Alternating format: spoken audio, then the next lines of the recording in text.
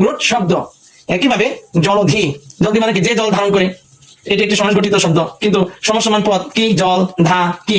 এদের জল মানে কি? জলের, এটা একটি সমান পদ। এর অনুগামী না হয়ে ডাইরেক্ট সিন্ধু, সাগর বা সমুদ্রকে বোঝাচ্ছে। যে জল ধারণ করে, এটা নদীও হতে পারে বাবা, এটা একটা ছোট খাল, ডোবা, নালা, যে কোনো কিছু হতে পারে। যে জল ধারণ করে, যে জল ধারণ করে, এটা যে কেউ হইতে পারে। ছোট নদী, ডুবা, খাল, বিল, হ্যাঁ, ইত্যাদি যে কোনোটাই হতে পারে। কিন্তু জল দিয়ে আমরা কাকে বুঝি? ডাইরেক্ট সমুদ্রকে বুঝি। অতএব জল দিয়ে একটি সমাস গঠিত শব্দ হওয়া সত্ত্বেও সেটি যে জল ধারণ করে, অর্থাৎ যে কেউ হতে পারে, তাদেরকে না বুঝিয়ে শুধুমাত্র সমুদ্র বা সাগর বা সিন্ধুকে বোঝায়। এই জন্য জল দিয়ে শব্দটি হচ্ছে যোগরূঢ় শব্দ। আসসালামু আলাইকুম প্রিয় বিসিএস পরীক্ষার্থী ও সরকারি চাকরি প্রার্থী ভাই বোনেরা, চাকরির প্রস্তুতি ইউটিউব চ্যানেলের পক্ষ থেকে আপনাদের জানাই আন্তরিক শুভেচ্ছা ও স্বাগতম। আজকের বিষয় বাংলা ভাষা ও সাহিত্য, টপিকস মৌলিক, সাধিত, যৌগিক, রূঢ়ি ও যোগরূঢ় শব্দ নির্ণয়ের ম্যাজিক কৌশল, লেকচার নং 1। প্রিয় বন্ধুরা, আজকের ভিডিওতে থাকছে মৌলিক, সাধিত, যৌগিক, রূঢ়ি ও যোগরূঢ় নির্ণয়ের একদম সহজ ও ম্যাজিক কৌশল। তো বন্ধুরা, ভিডিওটি শুরু করা যাক। বন্ধুরা, আমরা জানি বিভিন্ন দৃষ্টিকোণ থেকে বাংলা ভাষার শব্দসমূহকে প্রধানত তিনটি শ্রেণীতে ভাগ করা যায়, যথা উৎস, গঠন ও অর্থ। এই তিনটি প্রধান শ্রেণীতে বিভিন্ন দৃষ্টিকোণ থেকে বাংলা ভাষার শব্দসমূহকে ভাগ করা হয়েছে। তার মধ্যে উৎপত্তি ও উৎস অনুসারে শব্দ আবার 5 প্রকার, যথা তৎসম, অর্ধ তৎসম, তদ্ভব, দেশি ও বিদেশি। গঠন অনুসারে 2 প্রকার, যথা মৌলিক শব্দ, সাধিত শব্দ। এবং অর্থ অনুসারে শব্দ 3 প্রকার, যথা যৌগিক, রূঢ় বা রূঢ়ি ও যোগরূঢ় বা যোগরূঢ়। বন্ধুরা, আজকের লেকচার 1-এ আলোচনা করব গঠন অনুসারে মৌলিক শব্দ, সাধিত শব্দ এবং অর্থ অনুসারে যৌগিক, রূঢ় বা রূঢ়ি ও যোগরূঢ়, এই 5 প্রকার শব্দ সম্পর্কে। বন্ধুরা, আমরা জানি গঠন অনুসারে শব্দ 2 প্রকার, যথা মৌলিক শব্দ ও সাধিত শব্দ। মৌলিক শব্দ কাকে বলে? মৌলিক শব্দ যেসব শব্দকে ভাঙা বা বিশ্লেষণ করা যায় না, তাদেরকে মৌলিক শব্দ বা সিদ্ধ শব্দ বলে। উদাহরণ: মা, বাবা, ঢাকা, আকাশ, কালো, মেঘ, চাঁদ, পাখি, গাছ, মাছ, হাত, নাক, মুখ, বই, কলম, টিন, নদী, জল, লাল, গোলাপ, ফুল। বন্ধুরা, এগুলো কিন্তু মনে রাখার জন্য একটি সহজ কৌশল রয়েছে। মনে রাখার সহজ কৌশলটি হচ্ছে: ও মা বাবা, ঢাকার আকাশ কালো মেঘ করেছে। চাঁদনি রাতে পাখিরা গাছে বসে বসে নাক মুখ দিয়ে নানান গান গাইছে। আবার নদীর জলে মাছ খেলা করছে। 3টি লাল গোলাপ ফুল বাতাসে দুলছে। হাতে কলম নিয়ে বই পড়তে বসি। বন্ধুরা, আপনি যদি গল্পে গল্পে এই শব্দগুলো মনে রাখেন, তাহলে আপনার দীর্ঘদিন এই শব্দগুলো মনে থাকবে এবং বিসিএস, এনটিআরসিএ বা যে কোনো সরকারি চাকরির পরীক্ষায় বাংলা ভাষা ও সাহিত্য থেকে যদি মৌলিক শব্দ নির্ণয়ের এমসিকিউ প্রশ্ন আসে, তাহলে কিন্তু আপনি সহজেই মৌলিক শব্দগুলো শনাক্ত করতে পারবেন। বন্ধুরা, এবার আমরা দেখব সাধিত শব্দ কাকে বলে, সংজ্ঞা দেখব। সাধিত শব্দ যেসব শব্দকে ভাঙলে বা বিশ্লেষণ করলে আলাদা অর্থবোধক শব্দ বা অংশ পাওয়া যায়, সেগুলোকে সাধিত শব্দ বলে। যেমন, নীলাকাশের নিচে পরিচালক ছবি বানানোর পরে সম্পাদকীয় করে সংসদ সদস্য হয়। বন্ধুরা, এখানে নীলাকাশ, পরিচালক, সম্পাদকীয় ও সংসদ সদস্য, এই 4টি শব্দই হচ্ছে সাধিত শব্দ। এছাড়াও আরো অনেক সাধিত শব্দ রয়েছে বন্ধুরা, আমরা সেগুলো বিস্তারিত পরবর্তীতে আলোচনা করব। তো এখন আমরা দেখব সাধিত শব্দগুলো মূলত অর্থবাচক হয়। বন্ধুরা, এই কথাটা কিন্তু বিভিন্ন চাকরির পরীক্ষা এমসিকিউতে এসেছে যে সাধিত শব্দ সাধারণত বা মূলত কি, সেখানে অপশন হিসেবে অর্থবাচক শব্দ থাকে। তো বন্ধুরা, এই অংশটুকু ভালো করে মনে রাখবেন, সাধিত শব্দগুলো অর্থবাচক হয় এবং উপসর্গ, প্রত্যয়, সমাস এই 3টি প্রধান উপায়ে গঠিত হয়। অর্থাৎ সাধিত শব্দগুলো অর্থবাচক হয় এবং উপসর্গ, প্রত্যয় ও সমাস এই 3টি প্রধান উপায়ে গঠিত হয়। এখানে বা দেওয়া হয়েছে, এখানে একটু টাইপিং এ মিস্টেক হয়েছে, তো বন্ধুরা আপনারা ধরে নিন যে এই 3টি প্রধান উপায়ে সাধিত শব্দ মূলত গঠিত হয়ে থাকে। এছাড়াও আমরা সাধিত শব্দ গঠনের বিস্তারিত উপায় সম্পর্কে এখন জানব। প্রত্যয় সাধিত শব্দ, যেমন পাঠক। পাঠক একটি সাধিত শব্দ। পঠ যোগ অক, এটি এইভাবে প্রত্যয়ের মাধ্যমে গঠিত হয়েছে এবং এই পাঠক শব্দের কিন্তু একটি অর্থও আছে। গুরু যোগ স্ন, গৌরব, এটিও একটি প্রত্যয় গঠিত শব্দ।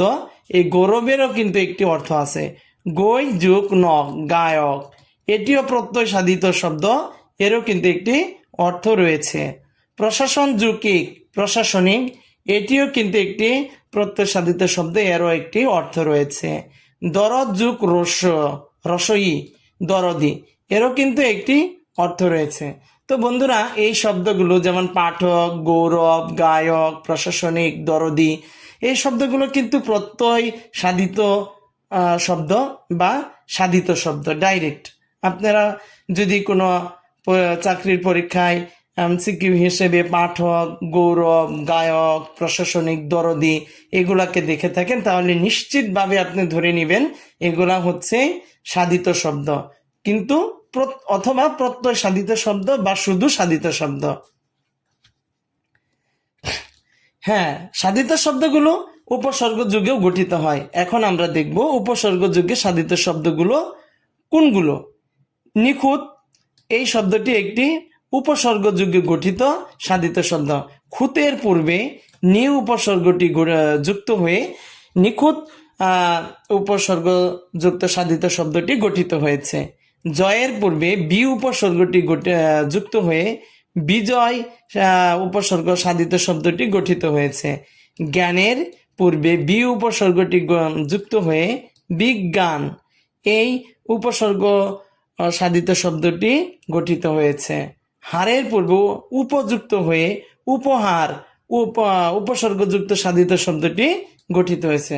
তো বন্ধুরা, নিখুঁত, বিজয়, বিজ্ঞান এবং উপহার এই 4টি শব্দও কিন্তু সাধিত শব্দ এবং এগুলো উপসর্গ সাধিত শব্দ।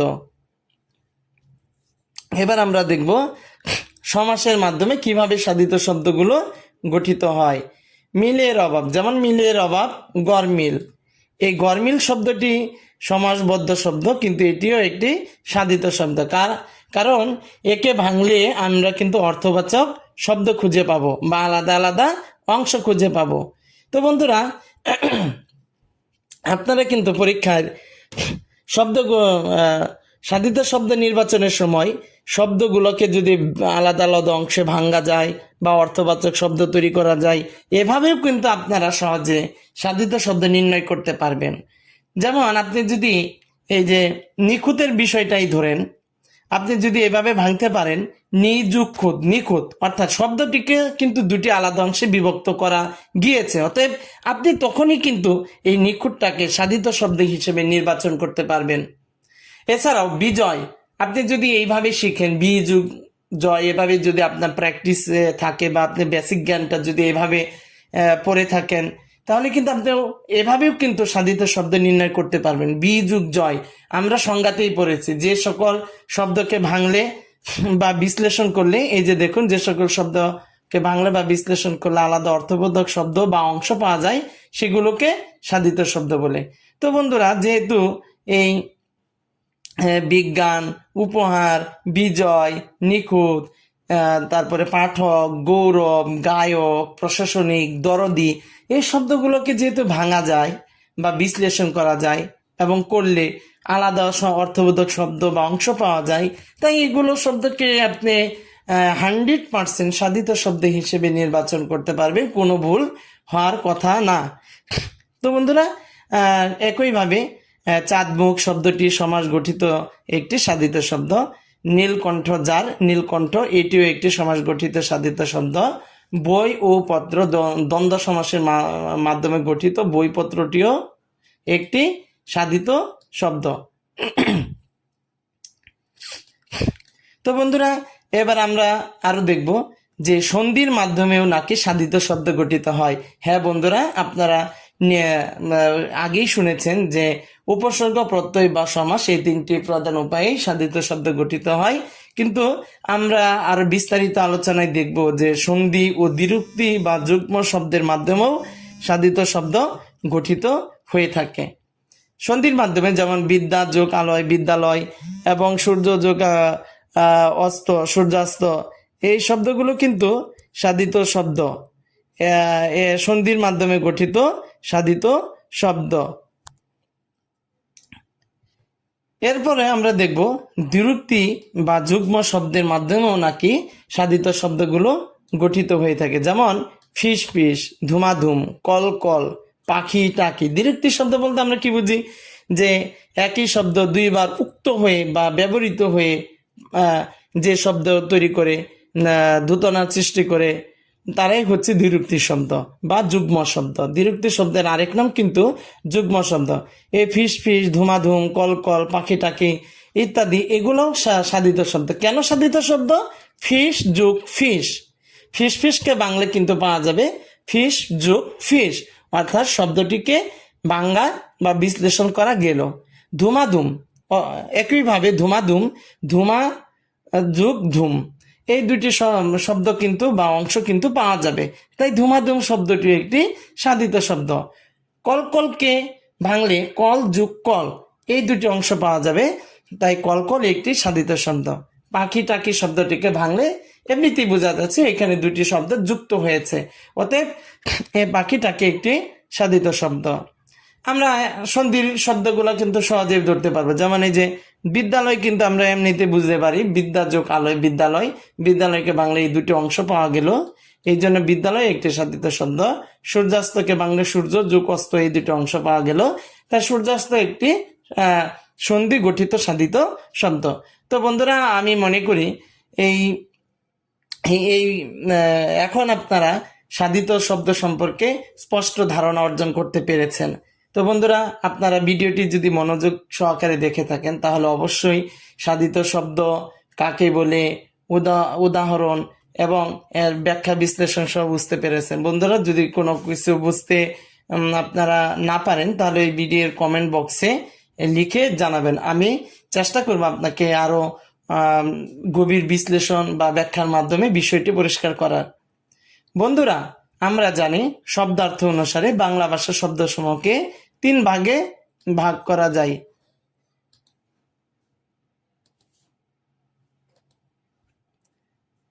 বন্ধুরা, আমরা জানি শব্দার্থ অনুসারে বাংলা ভাষার শব্দসমূহকে 3 ভাগে ভাগ করা যায়।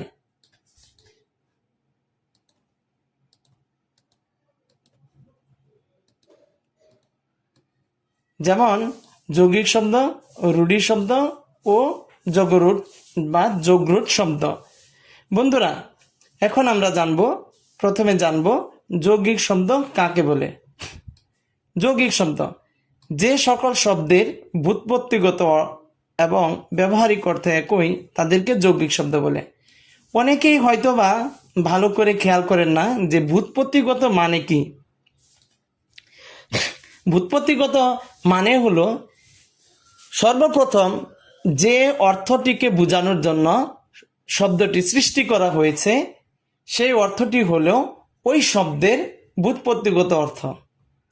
বন্ধুরা, আবারও বলছি, যখন কোন অর্থকে বোঝানোর জন্য সর্বপ্রথম যে শব্দটিকে সৃষ্টি করা হয়েছিল সেই অর্থটি হচ্ছে ওই শব্দের ব্যুৎপত্তিগত অর্থ, এবং ব্যবহারিক অর্থ হলো পরবর্তীতে ওই শব্দটাকে আবার যখন আমাদের দৈনন্দিন ব্যবহারিক কার্যে যে অর্থকে বোঝাতে ব্যবহার করা হয়।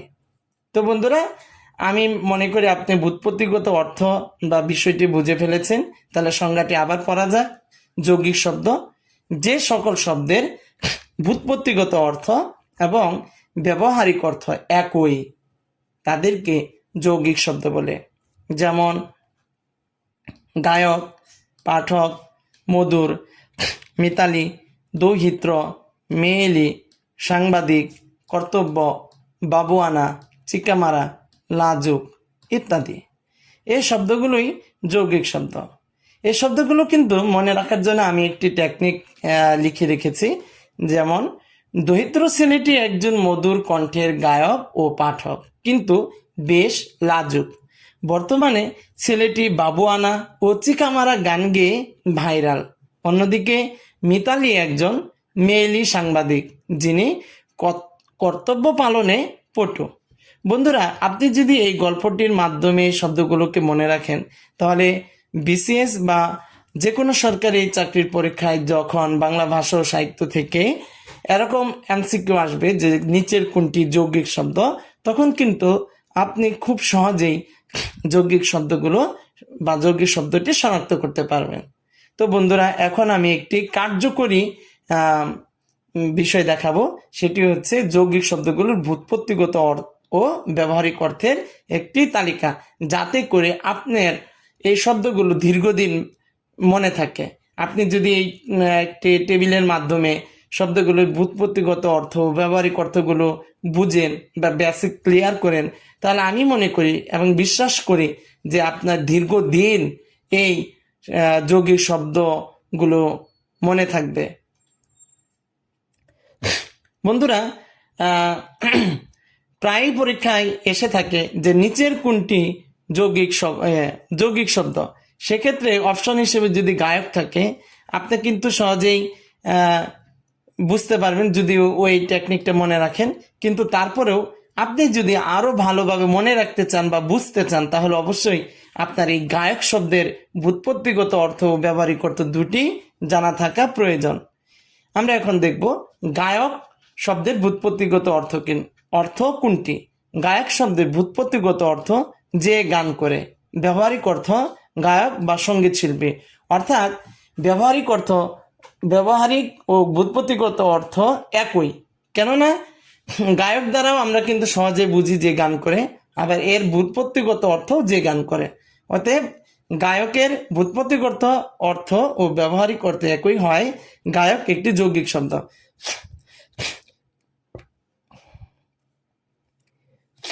একইভাবে পাঠক যে পড়ে। আবার ব্যবহারিক অর্থ যে বই, পত্রিকা ইত্যাদি পড়ে, অর্থাৎ অধ্যয়নকারী। মানে একই জিনিসকেই বোঝানো হচ্ছে। তাই পাঠক একটি যৌগিক শব্দ, কারণ এর ব্যুৎপত্তিগত অর্থ ও ব্যবহারিক অর্থ একই। একইভাবে মধুর গুণযুক্ত। আর ব্যবহারিক অর্থ হলো মিষ্টি, মধুর, শ্রুতিমধুর, সুন্দর ও মনোরম। অর্থাৎ এইগুলার মূলেও কিন্তু ওই একই জিনিস, মধুর গুণযুক্ত, যেটা ব্যবহারিক অর্থ ও ব্যুৎপত্তিগত অর্থ কিন্তু একই। ভালোভাবে খেয়াল করলে একই জিনিসকেই বা একই বৈশিষ্ট্যকেই বোঝানো হচ্ছে।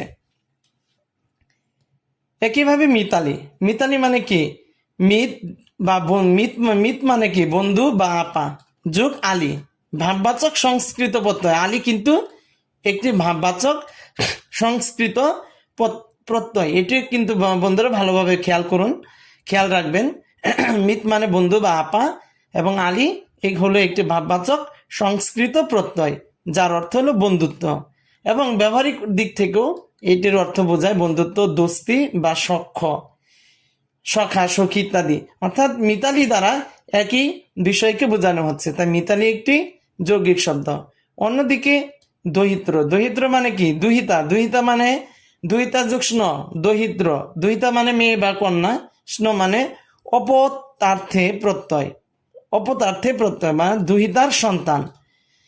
মানে কন্যার সন্তান, কন্যার সন্তানকে দহিত্র বলা হয়। এবং ব্যবহারিক অর্থের দিক থেকেও মেয়ের ছেলেকেই বোঝানো হয়। এই যে মেয়ের ছেলেকেই নাতি বা কন্যার সন্তান, কন্যার সন্তান, নাতি মানে কি মেয়ের ছেলে। এই যে মেয়ের ঘরের ছেলেকেই বোঝানো হচ্ছে। আবার ব্যুৎপত্তিগত ভাবে দুহিতা, দুহিতা মানে হচ্ছে মেয়ে, অর্থাৎ একই বিষয়কে বোঝানো হচ্ছে। এই জন্য এই দুহিতা, দহিত্র শব্দটি একটি যৌগিক শব্দ। মেয়েলি, মেয়ে যোগ লি, সংস্কৃত ইল থেকে আগত ভাবার্থে প্রত্যয় এই লি, অর্থাৎ মেয়েলি মানে কি মেয়ে সংক্রান্ত ভাব। ব্যবহারিক দিক থেকে মেয়েদের মতো আচরণ বা স্বভাব, ব্যবহারিক দিক থেকে মেয়েদের মতো আচরণ বা স্বভাব বা শ্রীসুলভ প্রায়শ ব্যঙ্গার্থে পুরুষের ক্ষেত্রে প্রযোজ্য হয়। শ্রীসুলভ আমরা অনেকে দেখি ছেলেদের মাঝেও কিন্তু এই মেয়েলি মেয়েলি ভাবটা বোঝানো হয়। মেয়েলি দ্বারা আসলেও প্রকৃতভাবে মেয়েকে ইঙ্গিত করা হয়। মেয়েদের যেরকম আচার ব্যবহার, চলা ফিরা, কথাবার্তা ইত্যাদি থাকে, অঙ্গভঙ্গি থাকে, সেগুলো যদি পুরুষের ক্ষেত্রেও থাকে তাহলেও কিন্তু ওই একই বিষয়কেই, অর্থাৎ মেয়ে সংক্রান্ত ভাবকে বোঝানোর জন্য মেয়েলি শব্দটি ব্যবহার করা হয়। এক্ষেত্রে মেয়েলির ব্যুৎপত্তিগত অর্থ ও ব্যবহারিক অর্থের মধ্যে কোনো পার্থক্য থাকে না। একই বিষয়কে বোঝানোর জন্য মেয়েলি একটি যৌগিক শব্দ। একইভাবে সাংবাদিক, সংবাদ সম্পর্কিত, আবার ব্যবহারিক অর্থ হলো সংবাদপত্র, রেডিও বা টিভির প্রতিবেদক বা সাংবাদিক, এদেরকে বোঝানো হয়। অর্থাৎ সাংবাদিক দ্বারা সংবাদ সম্পর্কিত বা সাংবাদিক, ব্যবহারিক এবং ব্যুৎপত্তিগত অর্থ একই, এই জন্য সাংবাদিক একটি যৌগিক শব্দ। একইভাবে কর্তব্য, বাবুয়ানা, চিকামারা, লাজুক এই শব্দগুলি যৌগিক, কারণ এদের ব্যুৎপত্তিগত অর্থ এবং ব্যবহারিক অর্থ একই। যেমন এই বাবুয়ানার কথায় ধরা যায়, বাবুয়ানা মানে বাবু ভাব, আর ব্যবহারিক অর্থ হলো বাবুগিরি, জমিদারি, নবাবী চালচলন, বিলাসবহুল, অলস জীবনযাপনের ভাব। তো বন্ধুরা, আমি মনে করি আপনারা যারা ভিডিওটি দেখতেছেন অবশ্যই এই ব্যাখ্যার মাধ্যমে আরো আপনাদের বেসিকটা ক্লিয়ার হচ্ছে যে বাবুয়ানা কেন যৌগিক শব্দ, কারণ এর ব্যুৎপত্তিগত অর্থ ও ব্যবহারিক অর্থ একই। এখানে কিন্তু কর্তব্য একটি যৌগিক শব্দ, এর ব্যাখ্যা আমি দেই না। এখন দেখুন, কর্তব্য মানে যা করা উচিত, কিন্তু ব্যবহারিক দিক থেকে আমরা কি বুঝি? দায়িত্ব, করণীয় কাজ বা যা পালন করা উচিত, এটাকেই কিন্তু বুঝি, তাই কর্তব্য যৌগিক।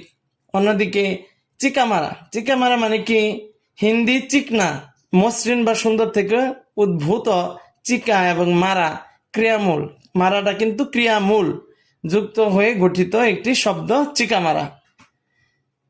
অতি সাজগোজ করে সুন্দর দেখাতে চাওয়া, ফিটফাট, শোভন মারা, এইগুলাকে বোঝাতেই ব্যবহার করা হয় চিকামারা শব্দটি। হিন্দি চিকনা থেকে উদ্ভূত, চিকা এবং মারা, মারা ক্রিয়ামূল দ্বারা গঠিত এই চিকামারা শব্দটি দ্বারা ব্যবহারিক যখন সৃষ্টি হয়, শব্দটি চিকামারা শব্দটি যখন সৃষ্টি হয়, তখন এই ফিটফাট বা অতি সাজগোজ করে সুন্দর দেখাতে চাওয়া এই জিনিসকে বোঝাতেই এই শব্দটির সৃষ্টি করা হয়েছিল বন্ধুরা। তাই এর ব্যুৎপত্তিগত অর্থ ও ব্যবহারিক অর্থ একই, এবং এটি একটি যৌগিক শব্দ। লাজুক, লজ্জা করার স্বভাবযুক্ত, লাজুক, এবং ব্যবহারিক দিক থেকে যে সহজে লজ্জা পায়, শর্মিলা বা লাজ স্বভাবের। হ্যাঁ বন্ধুরা, আপনারা কিন্তু এই লাজুকের ক্ষেত্রেও দেখলেন এর ব্যুৎপত্তিগত অর্থ ও ব্যবহারিক অর্থ একই, অতএব লাজুক শব্দটি একটি যৌগিক শব্দ। বন্ধুরা, এখন আমরা জানবো রূঢ়ি শব্দ কাকে বলে। রূঢ়ি শব্দ প্রত্যয়, ভালো করে খেয়াল রাখেন, প্রথমেই কিন্তু শুরুতে বলা আছে প্রত্যয় বা উপসর্গ যুগে গঠিত যে সকল শব্দের ব্যুৎপত্তিগত অর্থ এবং ব্যবহারিক অর্থ আলাদা তাদেরকে রূঢ়ি শব্দ বলে। এবার বুঝছেন, যৌগিক শব্দের ক্ষেত্রে হবে যে সকল শব্দ, এখানে কিন্তু প্রত্যয় বা উপসর্গ আলাদা করে কিন্তু বলা নাই। আপনারা শুধু মনে রাখবেন যে সকল শব্দের ব্যুৎপত্তিগত অর্থ ও ব্যবহারিক অর্থ এক, তাদেরকে যৌগিক। কিন্তু রূঢ়ি শব্দের ক্ষেত্রে আপনাকে একটু আলাদা করে বুঝে নিতে হবে। প্রত্যয় শব্দগুলো অবশ্যই প্রত্যয় বা উপসর্গযুক্ত গঠিত হইতে হবে, তারপর ব্যুৎপত্তিগত অর্থ ও ব্যবহারিক অর্থ আলাদা হতে হবে, তারপরে কিন্তু সেই শব্দগুলো রূঢ়ি শব্দ হিসেবে বিবেচিত হবে। বুঝতে পারছেন বন্ধুরা? আমরা এখন দেখব রুঢ়ি শব্দ কোনগুলো। প্রবীণ, জ্যাঠামি, পাঞ্জাবি, হরিণ, হস্তি, গবেষণা, বাঁশি, প্রভাত, দুহিতা, সন্দেশ, নন্দন, বিবাহ, তৈল ইত্যাদি। বন্ধুরা, এই রুঢ়ি শব্দগুলো মনে রাখার জন্য আমি একটি সহজ টেকনিক লিখে রেখেছি। আপনারা টেকনিকটা, আশা করি আপনারা টেকনিকটা যদি পড়েন বা মনে রাখেন তাহলে রুঢ়ি শব্দ শনাক্ত করতে আপনাদের সহজ হবে। প্রভাতে, যেমন প্রভাতে প্রবীণ জ্যাঠামি মশাই তৈল চিক্কন পাঞ্জাবি পরে সন্দেশ হাতে দুহিতা ও নন্দনকে সাথে নিয়ে বিবাহ করেছিল। এখন ত্যক্ত বিরক্ত হয়ে হস্তি ও হরিণ বনে গিয়ে বাঁশি বাজায় আর বাঁশি নিয়ে গবেষণা করে। বন্ধুরা, এই সুন্দর একটি গল্পের মাধ্যমে বা টেকনিকটির মাধ্যমে আপনি কিন্তু খুব সহজেই রুঢ়ি শব্দগুলো মনে রাখতে পারেন এবং পরীক্ষায় খুব সহজে রুঢ়ি শব্দ শনাক্ত করতে পারবেন। বন্ধুরা, এখন আমরা দেখব রুঢ়ি শব্দগুলোর ভুৎপত্তিগত অর্থ ও ব্যবহারিক অর্থের একটি টেবিল। যেমন প্রবীণ, এই টেবিলটা পড়লে আপনার কি হবে, আপনার আরো পরিষ্কারভাবে রুঢ়ি শব্দ সম্পর্কে ধারণা হবে এবং দীর্ঘদিন মনে থাকবে। প্রবীণ, প্রবীণ মানে কি, যখন প্রবীণ শব্দটি সৃষ্টি করা হয় তখন বিশেষভাবে বা অভিজ্ঞতা সম্পন্ন বয়স্ক ব্যক্তিকে বোঝানোর জন্যই এই প্রবীণ শব্দটি সৃষ্টি করা হয়েছিল। বর্তমানে এই প্রবীণ দ্বারা বৃদ্ধ বা অভিজ্ঞ বা অভিজ্ঞতায় শ্রেষ্ঠ বা বয়সে শ্রেষ্ঠ তাকে বোঝায়। ভুৎপত্তিগত অর্থ কি, বিশেষভাবে গত বা বয়স্ক, বিশেষভাবে একদম থুরথুরে বয়স্ক ব্যক্তিকে বোঝানোর জন্যই শুরুতে প্রবীণ শব্দটি সৃষ্টি করা হয়েছিল। কিন্তু বর্তমানে প্রবীণ দ্বারা আমরা কাকে বুঝি, অভিজ্ঞতা সম্পন্ন বৃদ্ধ ব্যক্তিকে বোঝাতে আমরা প্রবীণ ব্যবহার করি। এই যে একটা সামান্য পার্থক্য বলতে কি, প্রবীণের ভুৎপত্তিগত হলো বিশেষভাবে বয়স্ক, একদম থুরথুরে কোনে বয়স্ক ব্যক্তিকে বোঝাতে প্রবীণ শব্দের সৃষ্টি হয়েছিল। কিন্তু বর্তমানে শুধুমাত্র অভিজ্ঞতা সম্পন্ন বয়স্ক ব্যক্তিকে বোঝাতেই প্রবীণ ব্যবহার করা হয়। এই যে সূক্ষ্ম পার্থক্যের জন্য প্রবীণ একটি রুঢ়ি শব্দ। একইভাবে জ্যাঠামি, জ্যাঠামি শব্দটি যখন সৃষ্টি করা হয় তখন জ্যাঠার মতো আচরণ করে এমন কাউকে বোঝানো হতো। কিন্তু বর্তমানে বয়স্ক আত্মীয়ের মতো কর্তৃত্ব ফলানো, অযাচিত উপদেশ দেওয়ার ভাব, মানে যে কোনো ব্যক্তি যদি অযাচিতভাবে উপদেশ দেয় বা বয়স্ক আত্মীয়ের মতো কথাবার্তা বা কর্তৃত্ব ফলায় তাকে বোঝানো হয়, মানে জ্যাঠামি, মানে পাকনামি করা। এক কথায় পাকনামি করা বোঝাইতে জ্যাঠামি ব্যবহার করা হয়। তাহলে এই যে জ্যাঠার মতো যে আচরণ করে শুরুতে তাকে বুঝাইতে জ্যাঠামি শব্দের সৃষ্টি করা হয়েছিল, কিন্তু বর্তমানে একজন বয়স্ক ব্যক্তি যিনি কর্তৃত্ব ফলাইতে আসে বা অযাচিত উপদেশ দেয় তাকে বুঝায়। এই যে সূক্ষ্ম পার্থক্য সৃষ্টি হয়েছে ভুৎপত্তিগত অর্থ ও ব্যবহারিক অর্থের দিক থেকে, তাই জ্যাঠামি একটি রুঢ়ি শব্দ। একইভাবে পাঞ্জাবি, পাঞ্জাব 5 নদীর দেশ। পাঞ্জাব মানে কি, আমরা জানি 5 নদীর দেশ। ভাবার্থে বা সম্বন্ধে অর্থে বোঝায়। পাঞ্জাবের অধিবাসী, পাঞ্জাবি মানে কি, আমরা যে গায়ে দেই বর্তমানে, মানে পাঞ্জাবের অধিবাসীকে বোঝাতে শুরুতে এই পাঞ্জাবি শব্দটি ব্যবহার করা বা সৃষ্টি করা হয়েছিল। কিন্তু বর্তমানে এক প্রকার হাতা কাটা বা হাতাওয়ালা লম্বা জামা বা পাঞ্জাব অঞ্চলের ভাষা বা মানুষকে বোঝাতে পাঞ্জাবি শব্দটি ব্যবহার করা হয়। এই যে ভুৎপত্তিগত অর্থ ও ব্যবহারিক অর্থের মধ্যে এই যে সূক্ষ্ম পার্থক্য, এই জন্য পাঞ্জাবি শব্দটি একটি রুঢ়ি শব্দ। হরিণ, যে মন হরণ করে। হরিণ মানে কি, যে মন হরণ করে। কিন্তু আমরা এখন কি বুঝি, হরিণ দ্বারা বুঝি একটি তৃণভোজী চতুষ্পদ প্রাণী বা মৃগ। বনের মধ্যে যে আমরা হরিণকে দেখতে পাই তাকে বোঝাতে কিন্তু আমরা হরিণ শব্দটি ব্যবহার করি। কিন্তু এই হরিণ শব্দটি যখন সৃষ্টি হয় তখন যে মন হরণ করে তাকে বোঝাতেই শব্দটা সৃষ্টি করা হয়েছিল। অতএব পার্থক্য আছে ব্যবহারিক ও ভুৎপত্তিগত দিক থেকে, তাই হরিণ একটি রুঢ়ি শব্দ। হস্তি, হস্তি কি, যার হাত বা সুর আছে। যার হাত আছে তাকেই বলা হয় হস্তি। কিন্তু আমরা হস্তি দ্বারা বর্তমানে হাতিকে বুঝাই। বন্ধুরা, হস্তি দ্বারা বর্তমানে আমরা হাতিকে বোঝাই, কিন্তু হস্তি মানে কি, যার হাত আছে সেই হস্তি। শুরুতে এটা বোঝানো হইতো। তাই এই যে হস্তি শব্দের ভূতপতিগত অর্থ আর ব্যবহারিক অর্থ আলাদা, এর জন্য হস্তি একটি রূঢ়ি শব্দ। গবেষণা গবেষণা শব্দটি যখন সৃষ্টি হয় তখন গরু খোঁজাকে আমি এখানে একটু লিখতে ভুল করেছি, ভালোভাবে খোঁজা না, গরু খোঁজাকে বোঝানোর জন্য গবেষণা শব্দটি সৃষ্টি হয়েছিল। কিন্তু বর্তমানে নতুন জ্ঞান বা অনুসন্ধান বা রিসার্চ করাকে বোঝাতে ব্যবহার করা হয়। এই যে পার্থক্য, এই পার্থক্যের জন্য গবেষণা একটি রূঢ়ি শব্দ। একইভাবে বাঁশি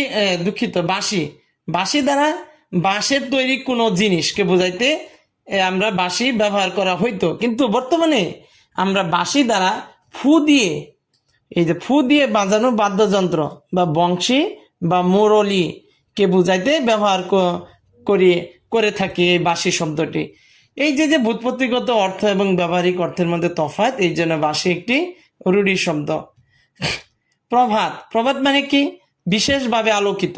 কিন্তু বর্তমানে আমরা এই প্রভাত দ্বারা সকাল বা সূর্যোদয়ের সময় বা উষাকে বুঝে থাকি। এই যে ব্যবহারিক অর্থ আর ব্যুৎপত্তিগত অর্থ আলাদা, তাই প্রভাত একটি রূঢ়ি শব্দ।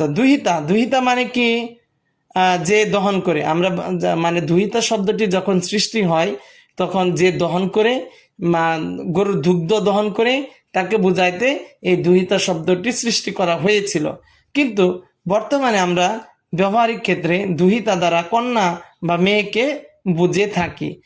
এই পার্থক্যের জন্য দুহিতা একটি রূঢ়ি শব্দ। সন্দেশ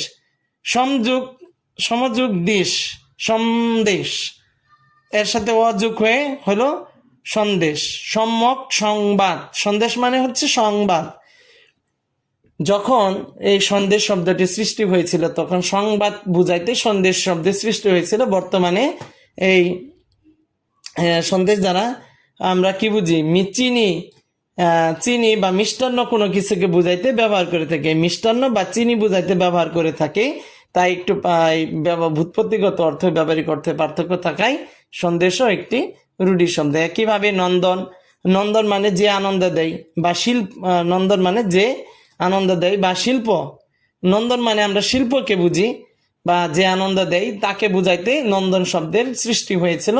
কিন্তু বর্তমানে কাকে বোঝানো হয়, পুত্র বা সন্তানকে বুঝাইতে নন্দন শব্দটি ব্যবহার করা হয়। এই যে ব্যুৎপত্তিগত অর্থ ব্যবহারিক অর্থের মধ্যে আলাদা, তাই এই নন্দন একটি রূঢ়ি শব্দ। একইভাবে বিবাহ মানে কি, বিশেষভাবে বহন করা বা গ্রহণ করা। এই জিনিসকে বোঝাইতে শুরুতে বিবাহ শব্দটি সৃষ্টি হয়েছিল। বর্তমানে বিবাহ শব্দ দ্বারা বিয়ে, পরিণয়, দাম্পত্য জীবনের আনুষ্ঠানিক বন্ধনকে বোঝানো হয়। তাই বিবাহ একটি রূঢ়ি শব্দ, কারণ এর ব্যুৎপত্তিগত অর্থ ও ব্যবহারিক অর্থের মধ্যে পার্থক্য রয়েছে। আমরা আরেকটি শব্দ দেখব যেটি পরীক্ষায় প্রায় এসে থাকে, সেটা হচ্ছে তৈল। তিল যুষ্ণ মানে তিল থেকে তিলজাত পদার্থ থেকে যা তৈরি হয় তাকে বুঝাইতে শুরুতে তৈল মানে তিলজাতকে, এক কথায় তিলকে বুঝাইতে শুরুতে তৈল শব্দটি ব্যবহার করা হতো। বর্তমানে সরিষা ইত্যাদি থেকে, তিল বা সরিষা থেকে নিষ্কাশিত স্নেহ পদার্থ বা তেলকে, এক কথায় শুরুতে তিলকে বুঝাইতে তৈল ব্যবহার করা হইতো। ওইটা ছিল তার ব্যুৎপত্তিগত অর্থ। বর্তমানে তৈল দ্বারা তেলকে বোঝায়, এইটি তার ব্যবহারিক অর্থ। এই যে ব্যুৎপত্তিগত অর্থ ও ব্যবহারিক অর্থের মধ্যে পার্থক্য রয়েছে, তাই তৈল একটি রূঢ়ি শব্দ। জগরুট শব্দ কাকে বলে?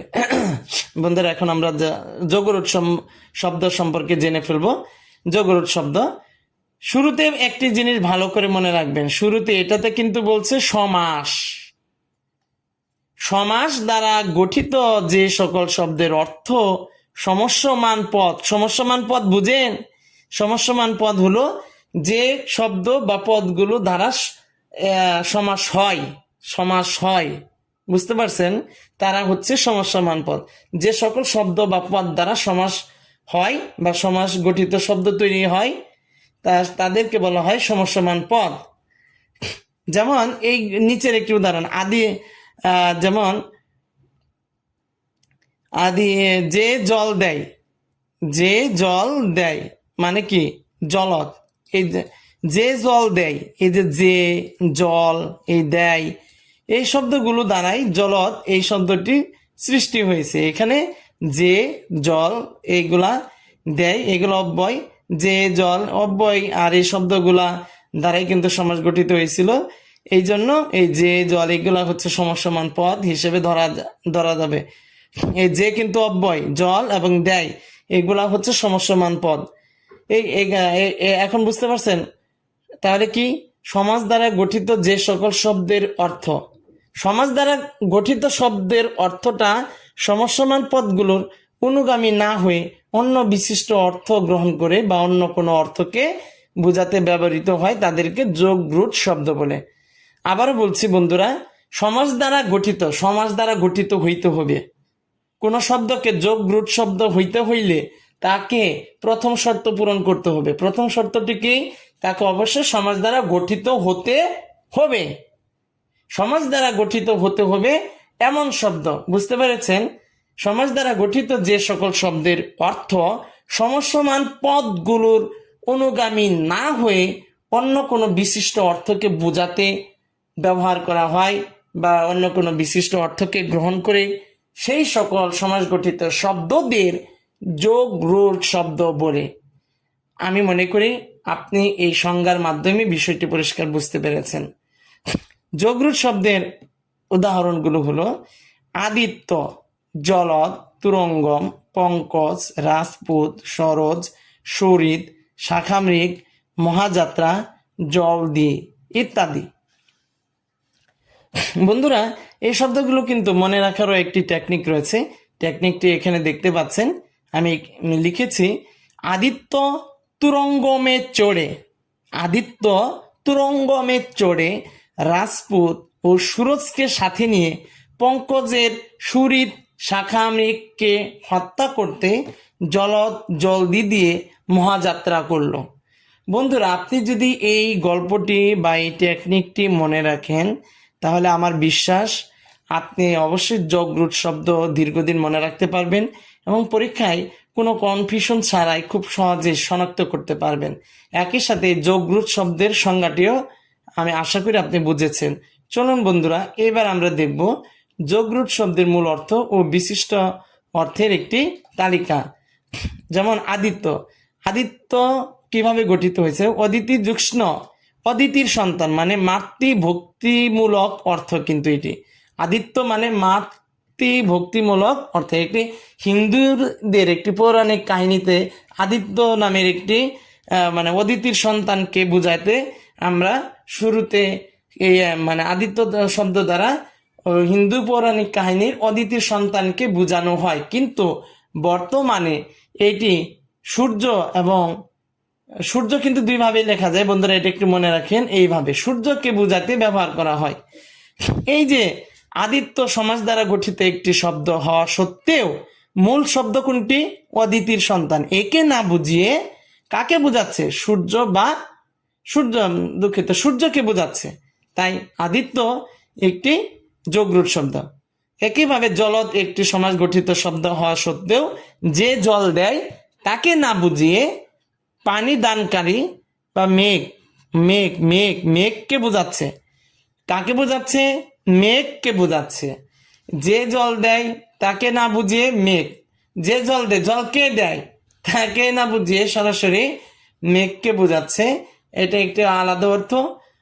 তাই এই জলদ শব্দটি একটি কি যোগ রুট শব্দ। জলদ একটি সমাস গঠিত শব্দ হওয়া সত্ত্বেও যে জল দেয় তাকে না বুঝিয়ে মেঘকে বোঝায়, তাই এটি একটি যোগ রুট শব্দ। একইভাবে তুরঙ্গম,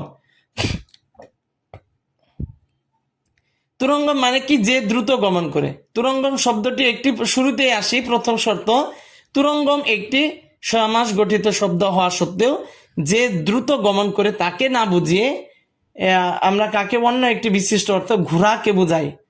এখন ঘোড়াটি যে দ্রুত গমন করে সেটা যে ঘুরাই হবে অন্য কিছু না, একটা জেট বিমানও হতে পারে, বা আধুনিক প্রযুক্তির মাধ্যমে উদ্ভাবিত কোনো দ্রুত যানকেও বোঝাতে পারে। কিন্তু আমরা এই তুরঙ্গম দ্বারা ঘোড়াকেই কেবলমাত্র বুঝতেছি। তাহলে কি বুঝলাম? তুরঙ্গম সমাস গঠিত শব্দ হওয়া সত্ত্বেও যে দ্রুত গমন করে তাকে একমাত্র না বুঝিয়ে শুধু ঘোড়া বা অশ্বকে বোঝাতে ব্যবহার করা হচ্ছে। তাই তুরঙ্গম একটি যোগরূট শব্দ।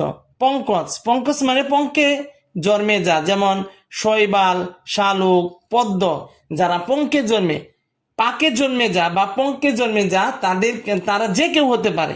হতে পারে শালুক, হতে পারে শেওলা, হতে পারে শৈবাল, হতে পারে পদ্ম। পঙ্কে জন্মে যায় এরা যে কেউ হতে পারে, কিন্তু আমরা পঙ্কজ দ্বারা বর্তমানে শুধু পদ্ম বা কমলকেই বুঝে থাকি। তাহলে কি বুঝলাম? পঙ্কজ একটি সমাস গঠিত শব্দ হওয়া সত্ত্বেও পঙ্কে জন্মে যা তাদের কাউকে সবাইকে না বুঝিয়ে শুধুমাত্র পদ্মকে বুঝাচ্ছে। তাই এই পঙ্কজ একটি যোগরূট শব্দ। একইভাবে রাজপুত, রাজপুত একটি সমাস গঠিত শব্দ হওয়া সত্ত্বেও রাজার ছেলেকে না বুঝিয়ে ভারতের একটি বীর জাতি বা ক্ষত্রিয় সম্প্রদায়কে বা জাতিকেই বোঝাচ্ছে। তাই রাজপুত হচ্ছে একটি যোগরূট শব্দ। সরোজ, এই সরোজ মানে কি? সরোবরে জন্মে যা। সরোবরে যে কেউ বা যা জন্মে, আপনারা তো বুঝতেই পারছেন সরোবরে কি জন্মাইতে পারে, সেগুলা যে কেউ হইতে পারে। সরোবর মানে কি? পানি, আপনারা তো জানেন। সরস মানে কি? জল। জলে কি জন্মিতে পারে? শুধু কি পদ্ম বা শতদল? আর কিছুই জন্মাইতে পারে না? হ্যাঁ, এই জন্যই ভালো করে পার্থক্য সহ বুঝতে হবে। তাহলে আমি মনে করি দীর্ঘদিন আপনাদের মনে থাকবে। সরস মানে হচ্ছে জল, মানে জলে যে কেউ জন্মাইতে পারে। তা যে কেউকে না বুঝিয়ে শুধুমাত্র সরস দ্বারা এই পদ্ম বা শতদলকে বোঝানো হচ্ছে। এই জন্য সরস একটি যোগরূট শব্দ। কেন? সরস প্রথম শর্তটা পূরণ করেছে, সেটি হচ্ছে সে সমাস গঠিত শব্দ। তারপর কি করেছে? সে সমাস গঠিত শব্দ হওয়া সত্ত্বেও এই সমসমান পদ কোনটি? সরস মানে জল। এই জলে যে জন্মে, যে কেউ জন্মাইতে পারে, তাদের কাউকে না বুঝিয়ে শুধু মাত্র নির্দিষ্টভাবে পদ্মকে বোঝাচ্ছে। এই জন্য সরস একটি যোগরূট শব্দ। সুহৃদ একটি সমাস গঠিত শব্দ হওয়া সত্ত্বেও সে সুন্দর হৃদয় যার, তাকে না বুঝিয়ে মিত্র, আত্মীয় বা বন্ধুকে বোঝাচ্ছে। বুঝতে পেরেছেন? সুহৃদ মানে কি? যার হৃদয়টা সুন্দর, এটা যে কেউ হইতে পারে। তাদেরকে না বুঝিয়ে শুধু কাকে বোঝাচ্ছে? বন্ধু, মিত্র বা আত্মীয়কে বোঝাচ্ছে। এই জন্য সুহৃদ একটি যোগরূট শব্দ, কারণ এটি সমাস গঠিত শব্দ হওয়া সত্ত্বেও সমস্যমান পদগুলোর অনুগামী হয় নাই, আলাদা একটি অর্থকে বোঝাচ্ছে। শাখামৃগ একটি সমাস গঠিত শব্দ হওয়া সত্ত্বেও সমস্যমান পদ শাখা এবং মৃগ, অর্থাৎ শাখায় বিচরণ করে যে মৃগ, একে না বুঝিয়ে বানর, বাদর, কপি, বানর বা বাদরকে বোঝাচ্ছে। শাখামৃগ মানে কি? যে গাছের ডালে ডালে ঘুরে বেড়ায়, এরকম ডালে ডালে ঘুরে পাখিও, কিন্তু এক ধরনের কাঠবিড়ালিও আছে, ডালে ডালে ঘুরে বেড়ায়। হ্যাঁ, এদেরকে না বুঝিয়ে হনুমানও তো আছে, হনুমানও কিন্তু গাছের ডালে ডালে ঘুরে বেড়ায়। তাদেরকে না বুঝিয়ে কিন্তু সরাসরি বানরকে বোঝানো হচ্ছে। অতএব শাখামৃগ শব্দটি একটি যোগরূট শব্দ। মহাযাত্রা একটি সমাস গঠিত শব্দ হওয়া সত্ত্বেও মহাযাত্রা মানে কি? মহাসমারোহে যাত্রা বা শ্রেষ্ঠ গমন বা শ্রেষ্ঠ যাত্রা, একে না বুঝিয়ে সরাসরি মৃত্যুকে বা দেহাবসান বা প্রয়াণকে বোঝাচ্ছে। তাই মহাযাত্রা একটি যোগরূট শব্দ। একইভাবে জলধি মানে কি? যে জল ধারণ করে, এটি একটি সমাস গঠিত শব্দ, কিন্তু সমসমান পদ কি? জল, ধা, কি।